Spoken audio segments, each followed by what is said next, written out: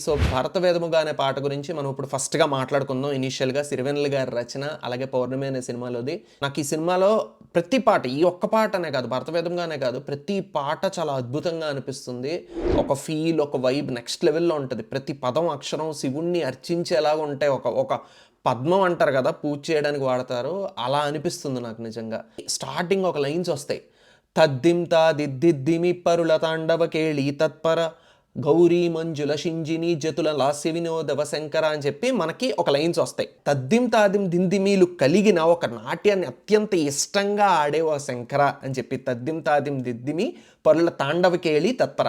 Next Gauri మంజుల షింజిని జతుల లాస్య వినోదవ శంకర అంటారు. అంటే ఇందులో సింజిని అనే పదం వాడారు. నేను ఒక చోట చదివాను, ఈ సింజిని అంటే ఏమిటంటే ఒక విల్లు, మనం అదే బౌ ఉంటుంది కదా, దాని తలకు థ్రెడ్, ఆ వింటి యొక్క నారి చేసే శబ్దం ఈ సింజిని శబ్దం అంటారు.